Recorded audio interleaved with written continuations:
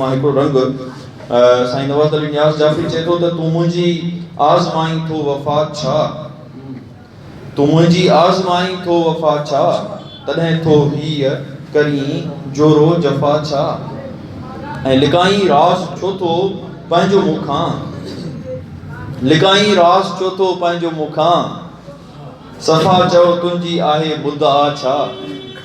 ऐं विसारे तो छॾियो मूंखे ई असली, विसारे तो छॾियो मूंखे ई असली, रखी थो यादि पोइ मुंहिंजी ख़ता छा, ऐं ॾिनी मूं जान ऐं दिलि तोखे अवल, ॾिनी मूं जान ऐं दिलि तोखे अवल, कयां तो तां अञा बाक़ी फ़िदा छा, ऐं नियाज़ आहे जॾहिं मुंहिंजो अव्हां सां, तॾहिं था ही करियो नाज़ो अदा छा। नवाज़ अली नियाज़ जाफ़री साहिब जे हिन किताब जे अंदरि खोड़ सारियूं ख़ूबसूरतियूं आहिनि ऐं खोड़ सारा रंग ऐं आहंग आहिनि। यकीनन जिते रिवायती रंग आहे उते असांखे जदीद रंग बेनज़र अचे थो। हिन किताब जो उथलाईंदे जेको शेर मूं ॿ टे ॾींहं ॾाढो मुंहिंजे ज़हन ते रहियो, मुंहिंजे इतफ़ाक़ सां नज़र ई उन शेर ते पई, उनखे बि हिते कोट कंदुमि। कुझु ॾींहं अॻु में लाड़काणा अदबी संगत जी कॉन्फ्रेंस हुई। इन दौरान अयाज़ कादरी साहिब ते मूंखे दोस्तनि जो हुकुम हुयो पेपर लिखण जो, ऐं उन दौरान जॾहिं मूं साईं अयाज़ कादरी साहिब जे गज़ल वारी औसत जेका सिंधी गज़ल जी औसत आहे सर, उनजो जॾहिं मूं थोरो सरसरी जाइज़ो वरितो त उन में मूंखे टिनि शख़्सियतुनि जो जेको ज़िक्र आहे तमामु बार बार मिलियो साईं अयाज़ कादरी साहिब जिन जो कयो आहे। उन में हिकिड़ो कामरेड हैदर बख्श जतोई साहिब जो तमामु घणो ज़िक्र आहे शाइरी जे हवाले सां, ऐं ॿियो सैयद महमूद बुखारी साहिब जो तमामु वॾो हिकिड़ो कंट्रीब्यूशन आहे असांजे लाड़काणे जे हवाले सां बि ऐं सिंधी अदब में बि उनजो बि ॾाढो ज़िक्र आहे। टी शख़्सियत जंहिं माना तमामु घणो ध्यानु छिकायो पिए उहो साईं नवाज़ अली नियाज़ साहिब जो, साईं अयाज़ कादरी साहिब जो निहायत ॾाढे मोतबर ऐं ॾाढे मानायत लफ़्ज़नि में ऐं ॾाढा हुन सां क्लोज़नेस, हुन सां जेके हुन जूं रहियूं आहिनि उन्हनि जो बि ज़िक्र आहे। इन ई ॻाल्हि में लाड़काणो हिस्टोरिकल सोसाइटी जो हिकिड़ो सिलसिलो हलियो हो, विसारण न विसरण, दोस्तनि खे यादि हूंदो, ऐं उन में मूं बि पेपर पढ़ियो हो हैदर बख्श जतोईअ ते, ऐं साईं जवाहर जाफ़री साहिब जो बि पेपर हुयो मां सम्झां थो, ऐं उहो ॾाढो भरपूर पेपर हुयो। उन हवाले सां बि लाड़काणे जी अदबी तारीख़ जे हवाले सां बि नवाज़ अली पंहिंजो नियाज़ साहिब जेके आहिनि, नवाज़ अली नियाज़ साहिब मां सम्झां थो सिर्फ़ु लाड़काणे जा शाइर न आहिनि, बिल्कुलु जीअं डॉक्टर इहसान साहिब कोट कयो, हू ॾोथी उॾी तव्हां पढ़ंदव त हुन में वाक़ई बि अहिड़ी जेका आहे सा उहा शइ मौजूदु आहे ख़त जे हवाले सां, जीअं डॉक्टर साहिब कोट कयो। हाणे इहो सिंधी शाइरीअ ते जॾहिं असां हिकिड़ी नज़र विझूं था या उनजो थोरो मुतालो कयूं था त सिंधी शाइरी जो सिंधी अदब जे अंदरि ऐं सिंधी शाइरी जे हवाले सां लाड़काणे जो तमामु वॾो कंट्रीब्यूशन रहियो आहे। इहो अॼु खां वठी न बल्कि सर शुरू खां वठी नसर हुजे या नज़म हुजे, उन ज़माने में जेके जमियत सिंध जा जेके मुशाइरा हुया उन में तमामु हिकिड़ी वॾी वॾी जेके शख़्सियतूं हुयूं जेके तमामु उन्हनि जो हिकिड़ो वॾो रोल हुयो, ऐं मां सम्झां थो त 7-8 जेके आहिनि से सालियानियूं मुशाइरा ऐं कॉन्फ्रेंसूं हिते मुनक़िद थियूं। उन्हनि जे अंदरि तव्हां मूंखे जेको आहे सो मां जॾहिं हुनखे ॾिसंदो पियो साईं अयाज़ कादरी साहिब वारी हुन थीसिस खे, त उन्हनि में जेके तमामु घणा एक्चुअली उन्हनि जो वॾो हिकिड़ो कमु नज़र अचे थो, उन्हनि में साईं नवाज़ अली नियाज़ साहिब जिन जो तमामु वॾो घणो कमु आहे। ऐं उन खां पोइ मां इन ॻाल्हि खे बि जेको आहे सो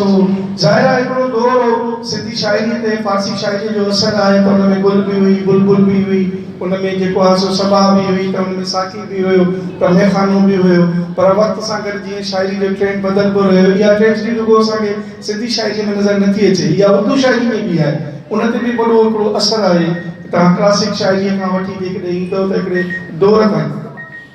मां सम्झां थो त 35 ताईं जेका तरक़ी पसंद तहरीक आहे, उन खां पोइ वरी हिकिड़ो ईअं ई मां हिते गुलाम रबानी आगरो साहिब खे बि थोरो कोट कंदुसि त उनजो जेको किताबु आहे ॾाढो भरपूर किताबु आहे, तव्हां दोस्तनि खे कॾहिं पढ़ियो हुजो, तरक़ी पसंद तहरीक जो सिंधी अदब ते असरु। हुन त इहो चयो त बाबा तरक़ी पसंद तहरीक आहे ई असांजी, असां उनखे जेको आहे सो एस्टेब्लिश कयोसीं, ऐं उन में जेको आहे सो गोबंद माली, गोबंद पंजाबी, शेख अयाज़ 35 खां बि अॻु में उन में प्रॉपरली एक्टिव हुया, ऐं हुन में हिननि शख़्सियतुनि जो बि ज़िक्र आहे, साईं नवाज़ अली नियाज़ साहिब जो ज़िक्र आहे, अली मोहम्मद कादरी साहिब जो ज़िक्र आहे, कामरेड अब्बासी साहिब जेका आहिनि पंहिंजो जो किताबु आहे पढ़णु वतन जो उन्हनि जो ज़िक्र आहे।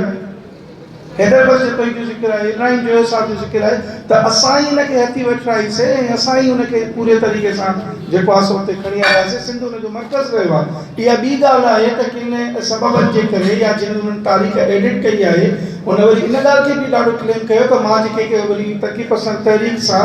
तव्हां जेकॾहिं पढ़ंदव मज़मून ऐं मकाला त उन में वरी उन्हनि जे असांजे सिंधी माण्हुनि जो सवाइ उन नालनि जे वधीक कंट्रीब्यूशन नथो अचे। सवाइ हिकिड़ो किताबु आहे ॾाढो